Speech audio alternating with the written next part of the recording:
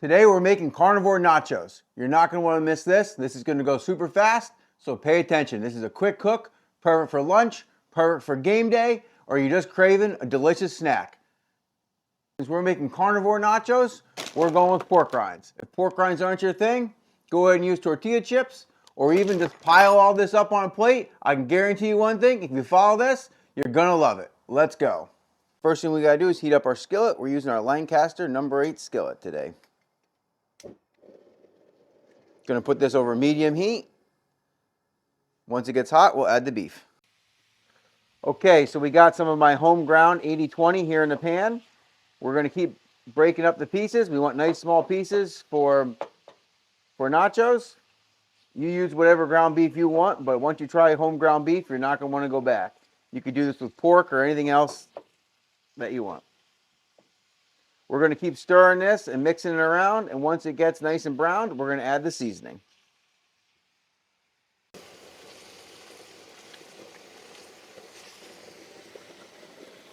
Okay, this meat is fully cooked.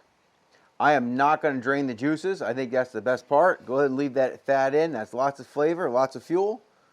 As far as seasoning goes, I have somewhere between 1/2 and 1/4 teaspoon of chili powder and cumin.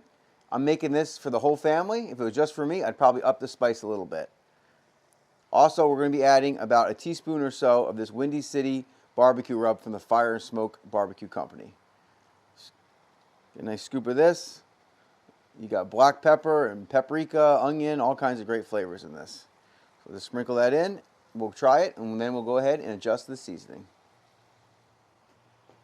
Give this a mix.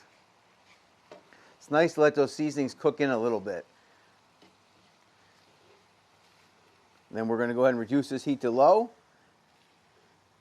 Let this cook for a little bit, and then we'll try that meat again. And we'll see how the seasoning is.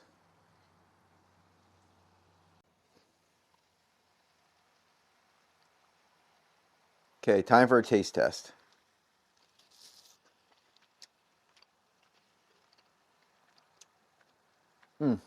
That's good. If you want it spicy, I would double the chili powder. But like I said, this is for the whole family, so we're going to keep it just like that. It's actually quite a bit of flavor in there. Ooh, that's really good. There's something special about that barbecue rub. I can't quite figure out what the seasoning is. I'm thinking nutmeg. Not sure, but go ahead and give that barbecue rub a try. You're going to love it. Can't have nachos without a cheese sauce. We're making our own homemade cheese sauce. This is going to be really simple.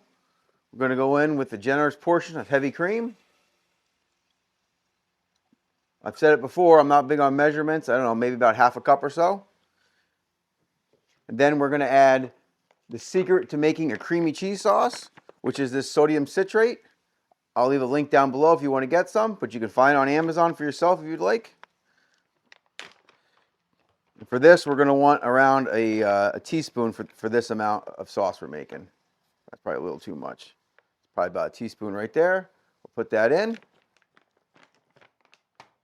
What this does is it keeps the fat from separating, and it makes your sauce very creamy. So we're going to go ahead and whisk that in.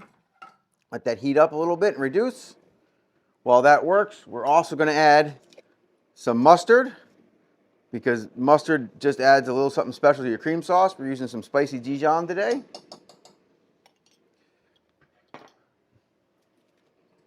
You always want to season every part of your dish. So we're going to hit this with the classic. It's just salt, pepper, garlic rub from the Fire and Smoke Company. If you really wanted to kick this up, I think if you added some Rotel to this cheese sauce, it'd be really good. But I don't want this too spicy, because again, it's for the whole family. I'll just kick up my plate. Okay, so this is boiling. I'm going to reduce the heat now and let it reduce.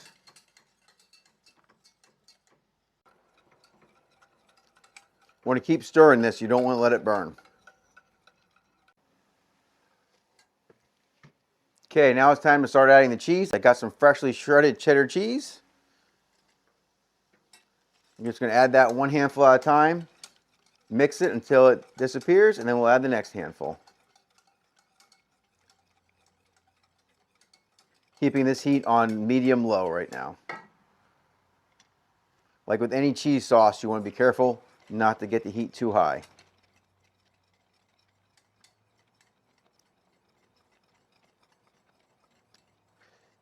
If you don't want to use sodium citrate, you could just go ahead and use half Velveeta and half the cheese of your choice. The Velveeta's got sodium citrate in it, same as American cheese. That's what gives it that great melting characteristic. You can see this is really starting to come together and look like a cheese sauce. I'm going to put this all the way down to the lowest heat setting now and let it simmer for a couple minutes, and then we'll be ready.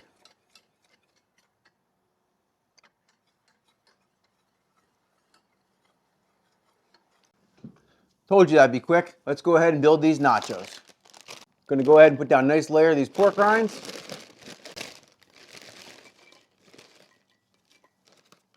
Let me know what your favorite brand of pork rind is. Always looking to try another kind of pork rind. Okay, next we're going to put in some of this meat. Stir it around, make sure we get all that good grease with it.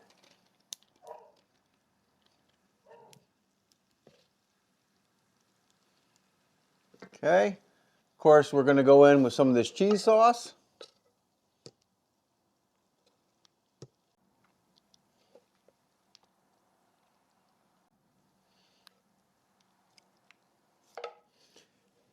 Since we kept everything else pretty mild, we're going to add some pickled jalapenos. One of my favorite toppings to really kick things up a notch. Also happens to be one of my favorite vegetables. Let me know, are you going to give this a try? Let's go in for the taste test. Right there, we got the perfect bite, some of everything. This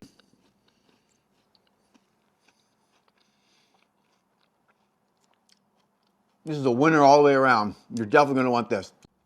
The one thing I'll tell you about pork rind nachos, eat them fast because they're going to get soggy quick. But I've never had that be a problem. Thanks for watching. Make sure you like, subscribe, comment. See you on the next video.